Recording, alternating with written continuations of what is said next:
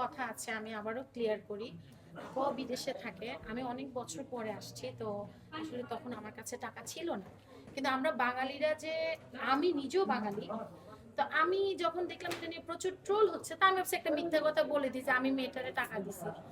কিন্তু এই যে ওই মেয়েকে গর্ত থেকে বের করছে, মানে বুঝেন, গর্ত থেকে বের করে বলে কি যে তোমাকে কি আদৌ টাকা দিচ্ছে, এই নাও তোমাকে। এই জিনিসটা, এই যে দেখেন আপনারা মানুষকে, মানে এটা কোনো বিষয়ই না। এরকম হাজারো হাজারো রিয়ামণি, হাজারো পথ শিশু রাস্তায় পড়ে আছে, আমরা কয়জনের খবর নেই। হাজারো রিয়ামণি রাস্তায় ধর্ষণ হচ্ছে দিনের পর দিন, আমরা কয়জনের খবর নিতে পারছি। তো আজকে আপনারা আমাকে পেয়েছেন বিধায় আপনারা আমাকে নিয়ে ট্রোল করছেন, কিন্তু আমার তো আসলে এটা প্রথম ছিল যাকে আমি একটা ধাক্কা খাইছি আপা, কিন্তু আমি একটা শিক্ষা নিয়েছি যে আসলে আমার আমার নিজের কাছে মনে হচ্ছে এখন যে স্বাভাবিক জীবনটা আর নাই।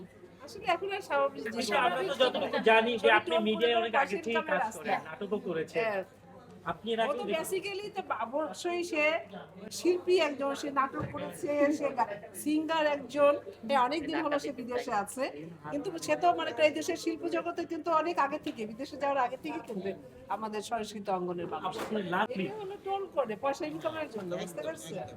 এটা যেটা ট্রুথ হতে পারে সবার কাছে, হয়তো কোটিপতি হলো আর আমরা যে মানে অল্প দাম পয়সা করবো। হলো, হয়তো দেখা গেল একজন চেয়েছে, হয়তো ওই সময় পয়সাটা নেই, পরবর্তী হয়তো ফিল হলো যে না আমাকে দেওয়া উচিত, হয়তো আমি দিলাম তাকে।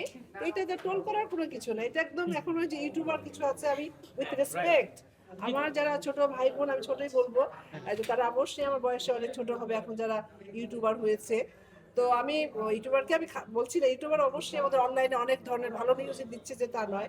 তবে কিছু কিছু আছে মানুষ যেগুলো টোল করে, একদম আছে না, যে খারাপ ধারণা পোষণ করে, নোংরা করে, যাতে ওদের ভাইরাল হয়, মানে যাতে ভিউ বাড়ে, পয়সা ইনকাম করতে পারে।